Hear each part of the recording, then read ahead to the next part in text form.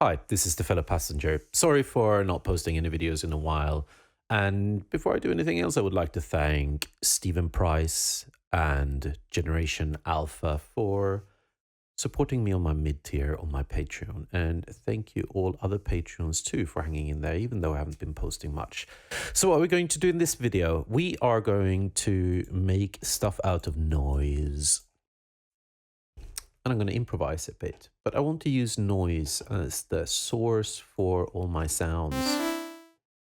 And to do that, you can use whatever way you want to produce noise, but I'm going to take an analog. I am then going to turn off both oscillator 1 and 2 and just keep oscillator 1, and then we turn up the white noise a bit.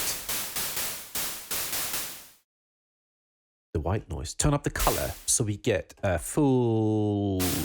What actually happens in the spectrum with noise? It should be a fairly even layer across all frequency bands. Just chaos. But let's just take a look.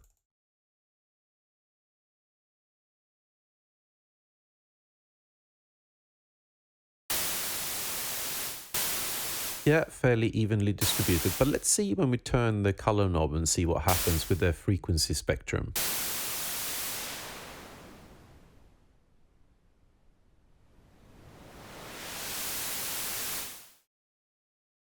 Looks like it's just cutting some of the highs when you turn that down. Never thought about doing that before. But anyway, this is the whitest white noise.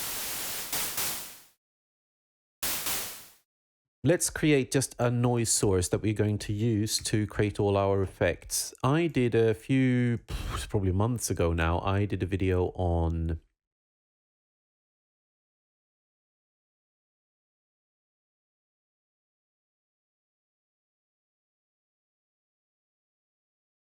creating stuff using just sine waves. So that would be an additive synthesis technique where you add harmonics by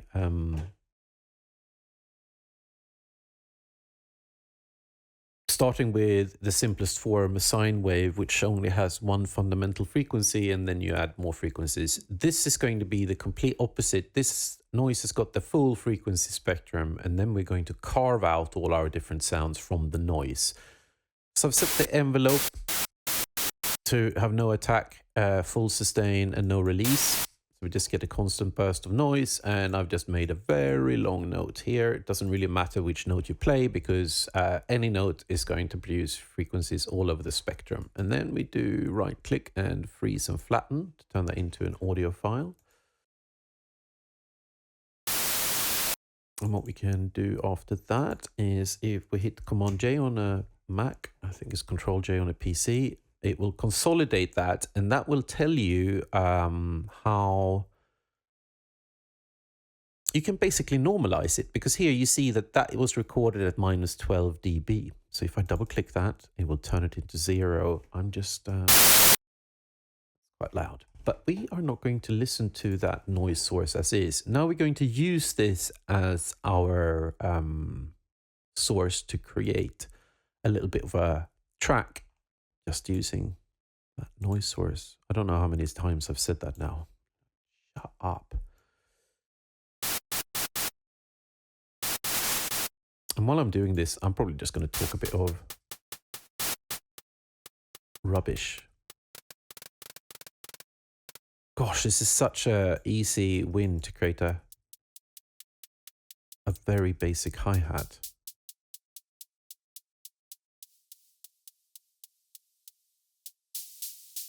Or a maraca.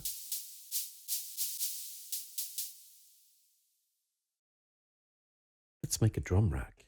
Let's make a drum rack.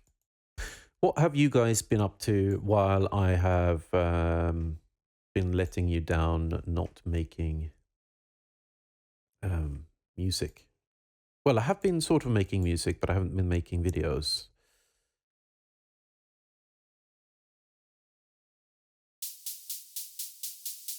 I have been making music. It's just been rather busy. So since a few years ago, I gave up my permanent job which was in one sense really stupid, but in another sense very liberating. And I've come to a few conclusions by doing that. So I'm that by saying that, it doesn't mean that I've stopped working. I still do work, but I've registered as a freelancer, and it has helped me do a few things because everything has worked out, and this has been going for a few years now. Everything has worked out.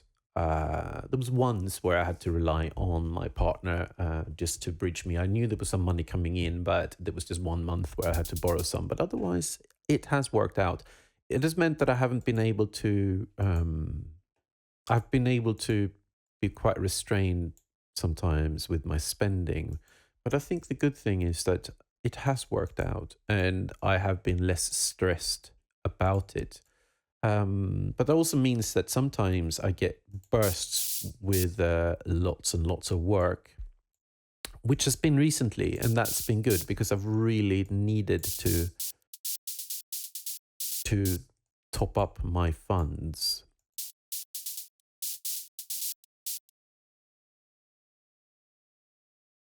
But I would like to be able to spend that time doing things like music instead. So I can, if I can become better at making music and better at teaching music, better at translating that into something that's of value to other people, so that could be my main source of income, that would be the absolute dream. But that's also, I'm not nowhere near being there yet, but I would like to get there. And if at the moment it means that sometimes I will have a little bit of a down period with making videos. And also been thinking like, yes, I've had to pace myself in terms of just having a little bit of time when nothing is in the calendar. That's been really, really hard because I could book myself up. But also when you're in that state, when your calendar is full with work and other things, that it's the ideas don't come to me in the same way as if in a more relaxed state. And then it's just difficult to know, like, what shall I be making a video about? Okay, anyway, let's turn this into a kick drum. How can we turn this into kick drum? Can do a bit of filtering maybe. So we say that this envelope here, by turning this up, is going to affect the filter, but to hear the effect, we have to turn the filter down.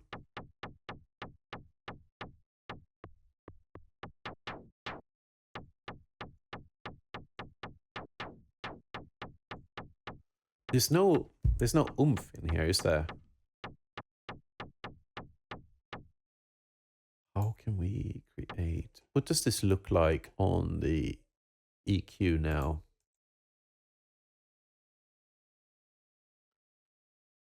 Because it might be a very thin kick, but we have to persevere. Is persevere the word? Yes, I think it is. Okay, so we got a bit of low end in there, but we probably don't necessarily need much under 30 hertz for the kick. And we want the kick to be maybe around 50.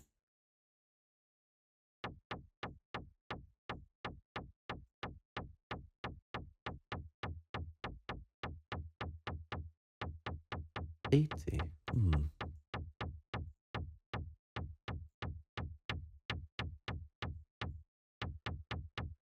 Maybe we can use the pitch envelope as well to drop the pitch. It's very quiet, isn't it? Okay. There we go.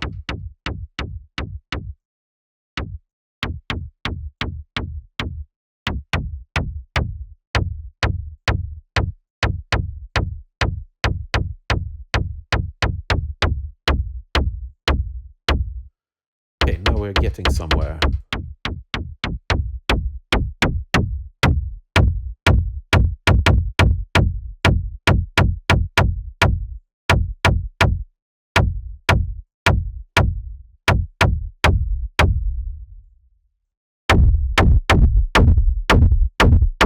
Oh my goodness.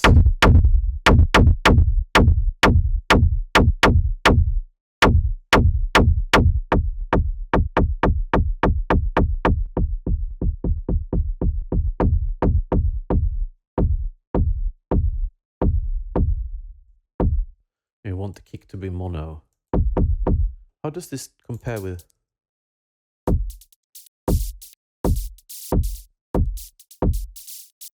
And if you're new to the channel, this is mainly about IDM. That's probably the music we're going to make today.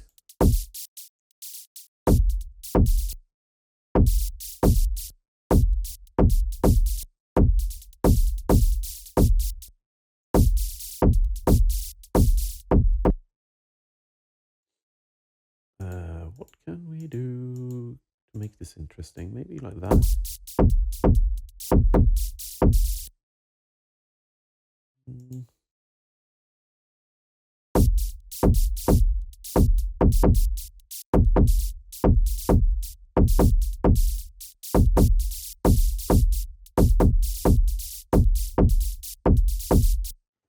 And then we need to have a snare.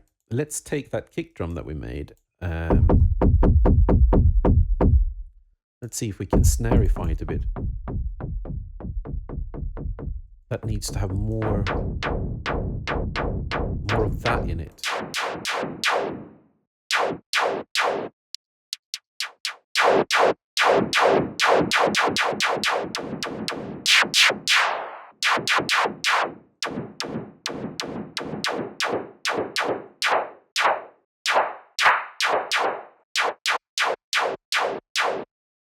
And we don't want to have spread on the...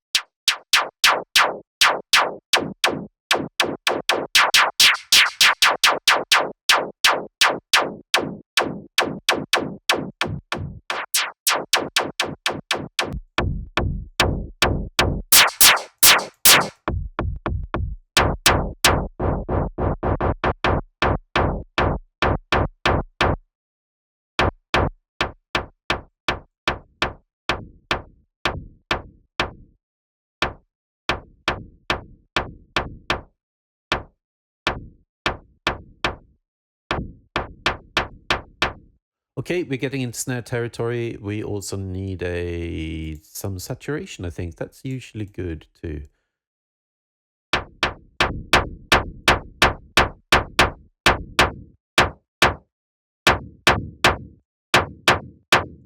And we want to get rid of some of the low frequencies out of the snare.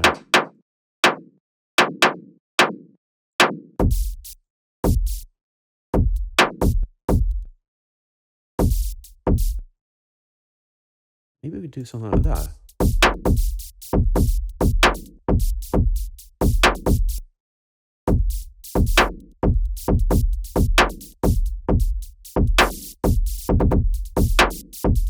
The tempo is not good enough. We need it faster.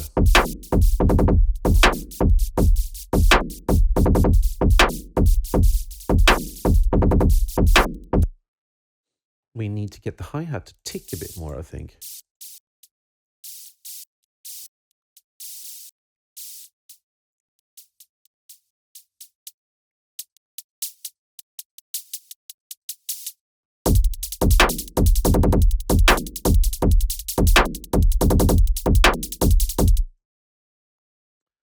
And these drums will turn the chance down a bit.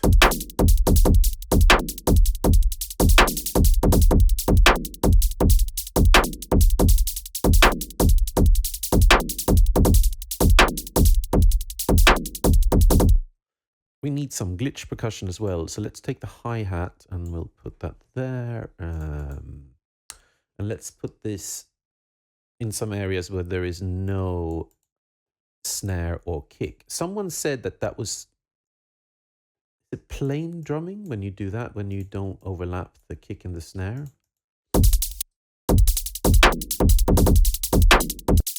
Let's solo this for a bit. And it's great because we got this expression control that we can keep using. Let's introduce some FM into this and get some glitch noises.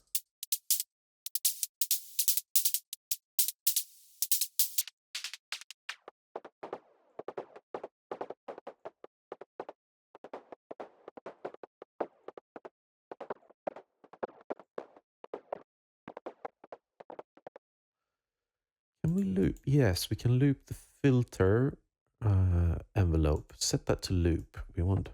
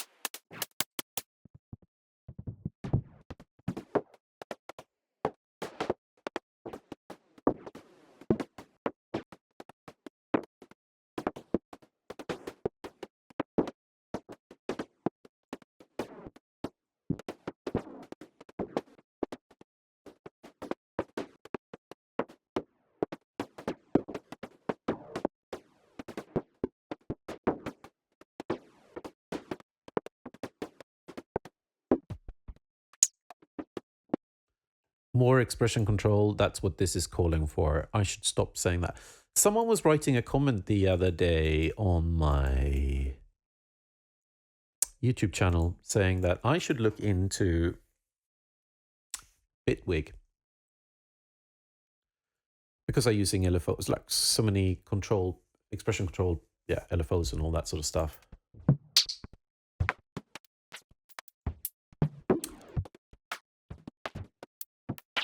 And in one sense, I think this guy is probably right that I should look into it. But I'm also nervous, I have to admit, because learning a new DAW takes a lot of time.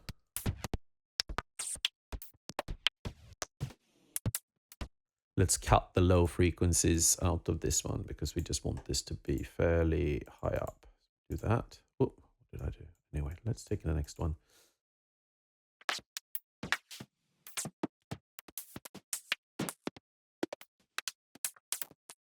We need more variation in sound. We need more variation in sound. That's the easy answer.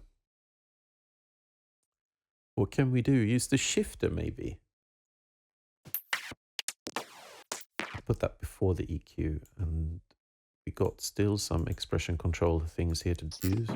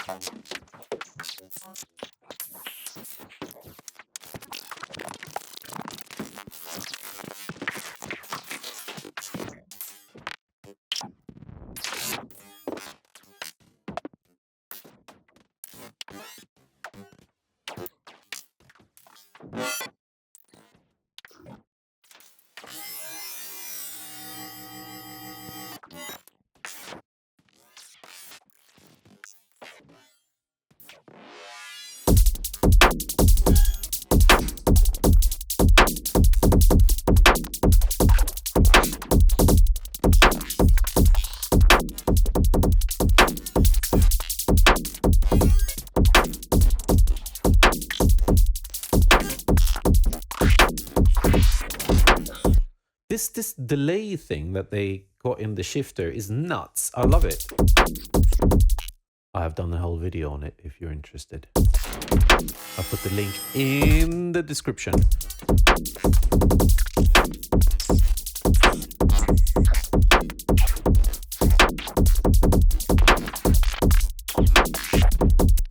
Let's just do a little bit of check-in. What's the whole EQ situation for this entire drum beat?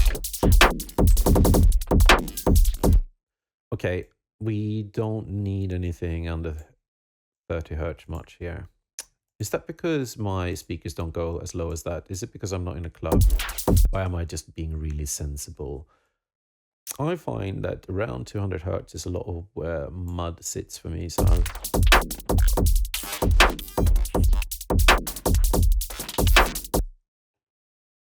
the other thing is, we're doing some stereo stuff here, I fear, somewhere.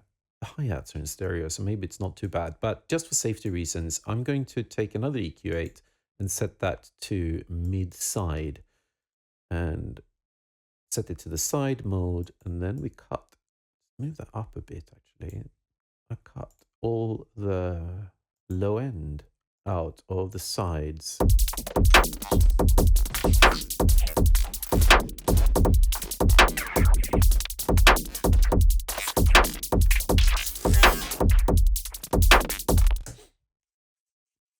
I also want to mention gear. The last piece of gear that I bought, which I've had now for a while, is the Analog Heat Effects. I first tried it earlier this year when there was an event in London where I can't remember what it was called, Pedals and Synths or something.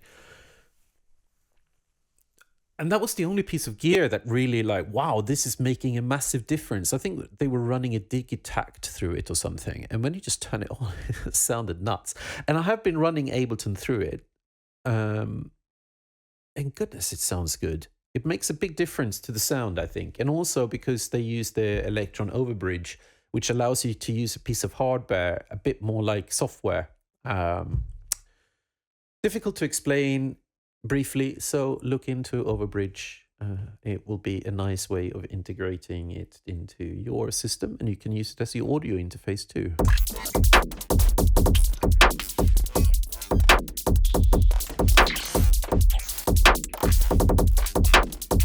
This sounds pretty good already, but I think that we are going to need to make some other melodic parts here. I'm going to solo that, put that into sampler. How can we...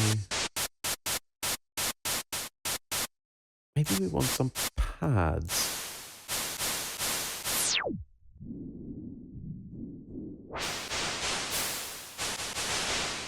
We need to pull some harmonics out of this.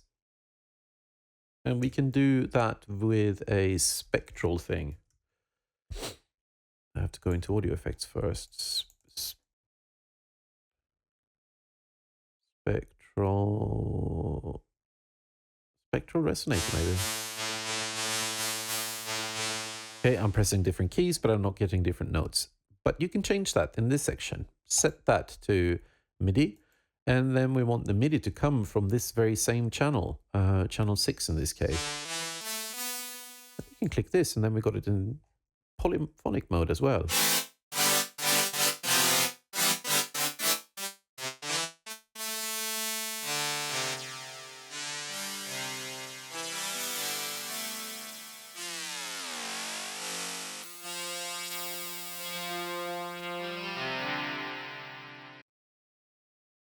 Now we need to turn this into something magical.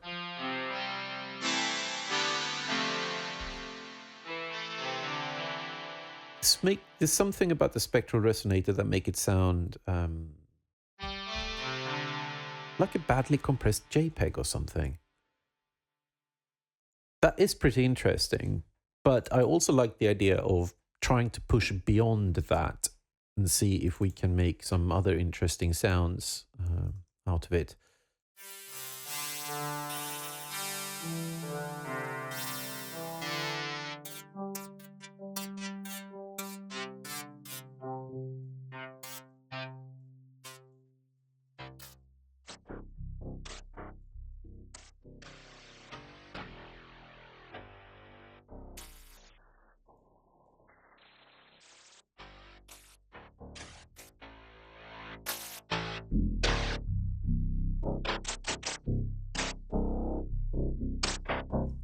Little bit of physical modeling style.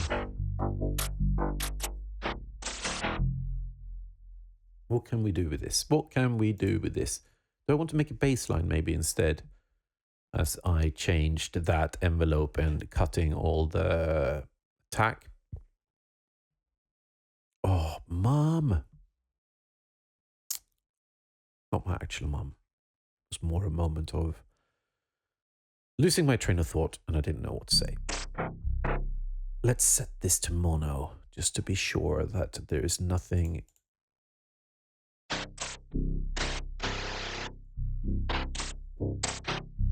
That's fine for a bass.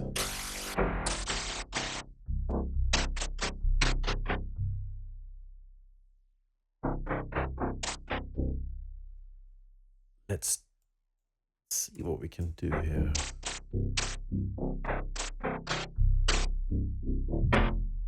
We pick a scale. Should we say D minor, maybe? Click on the scale button so we only get the keys in this key. Sounds sort of weird to say, but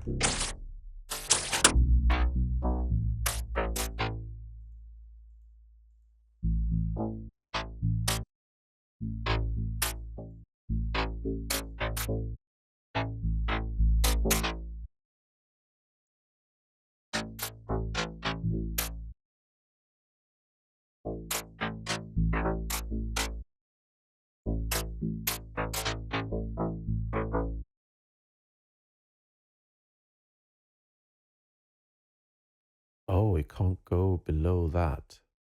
What's the lower? Oh, is it because of this? Yes, can go below.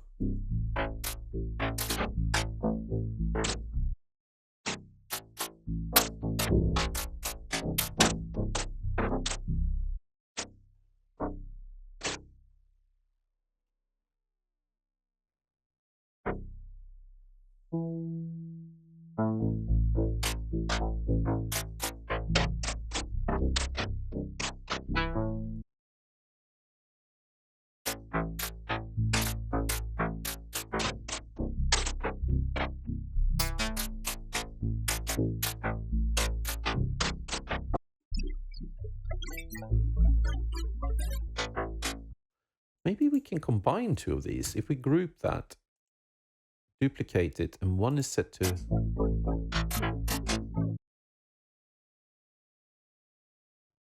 Try and transpose one of them up.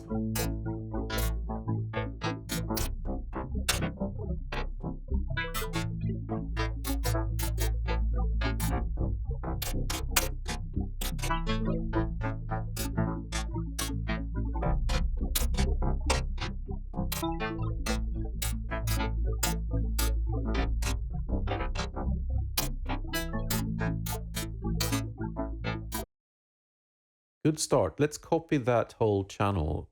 We ditch.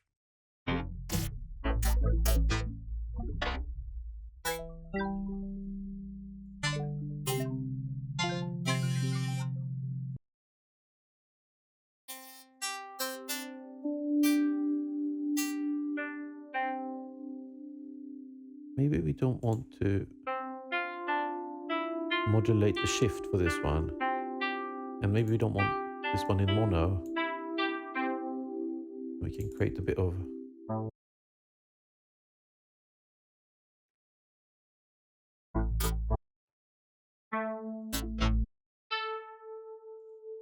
What did we say this was in? D.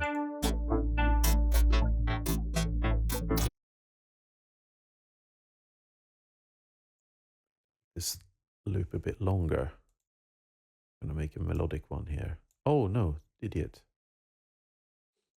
This one we want.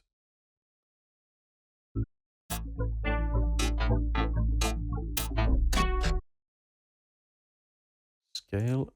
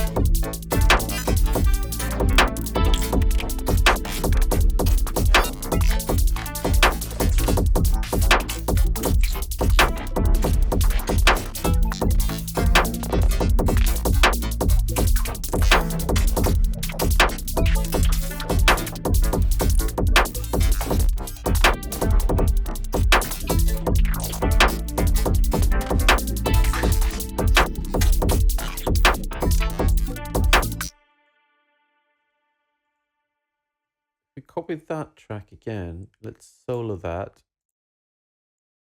We select all and then we legato that.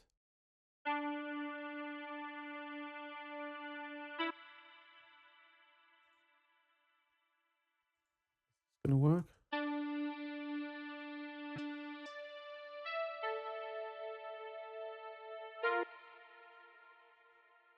Where do we have the arpeggiator? Put an arpeggiator in here. We're also going to need a scale plugin. It needs to be set to minor and D.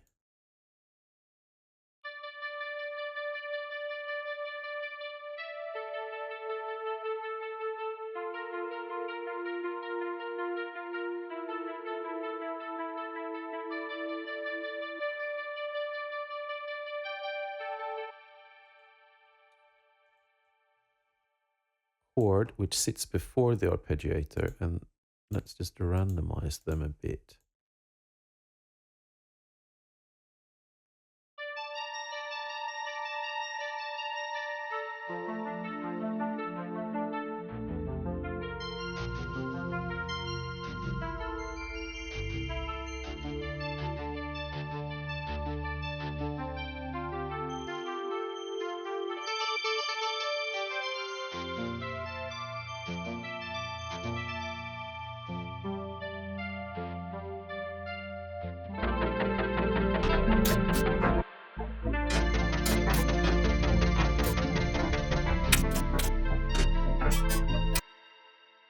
I realized that this resonator is listening to, no, it's listening to the right one.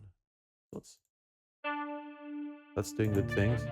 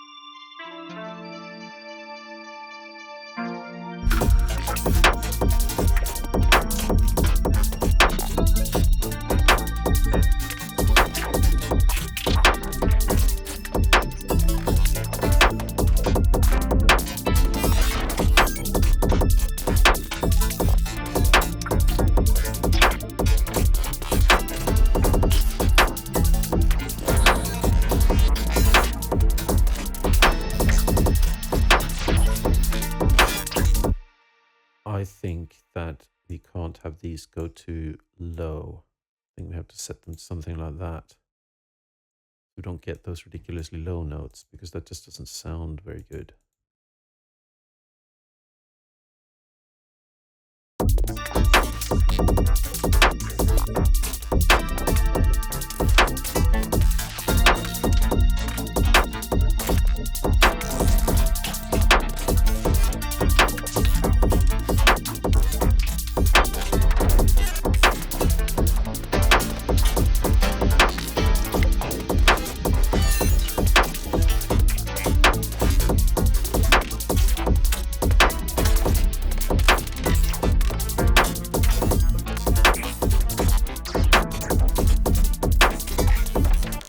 Maybe I can add one of my Max for Live devices, random on off.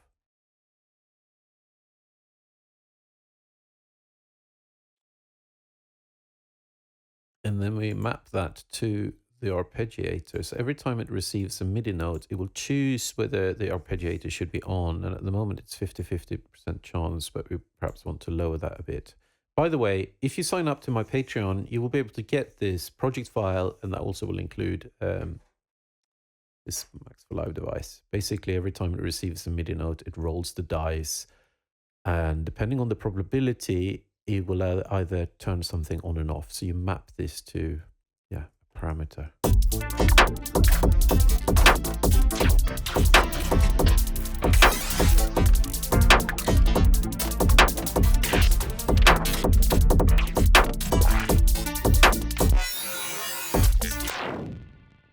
Maybe we also don't want to randomize the rate. Synced rate, turn that off, and we set this to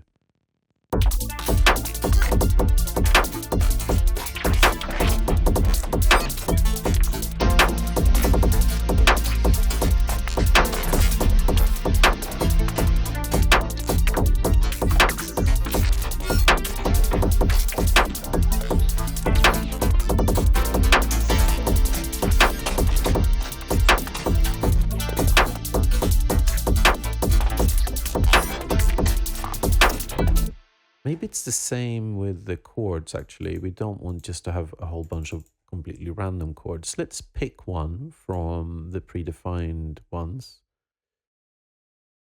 Do a film noir chord, maybe.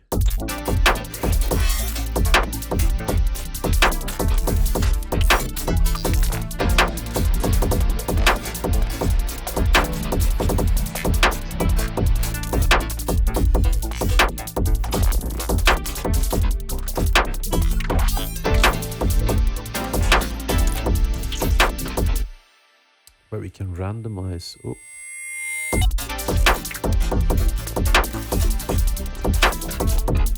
The type of arpeggio, when the arpeggio is on.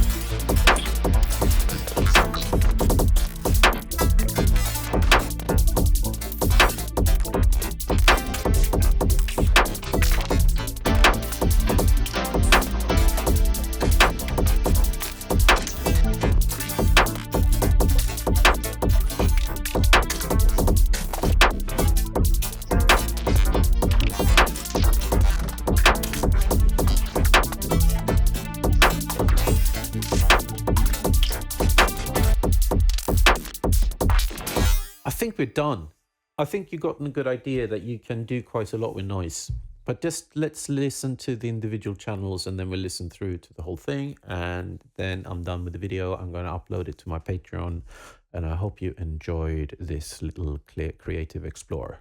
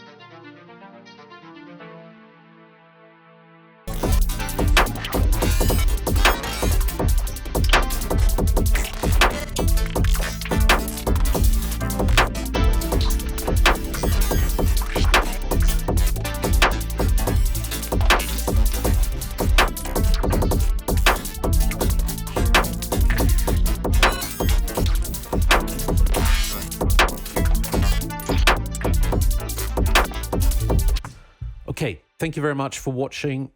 Don't forget to check out the links in my description to get to my Instagram, Patreon, or whatever you might be interested in. Maybe some of my album releases. Yeah, that's it. Thank you very much. Goodbye.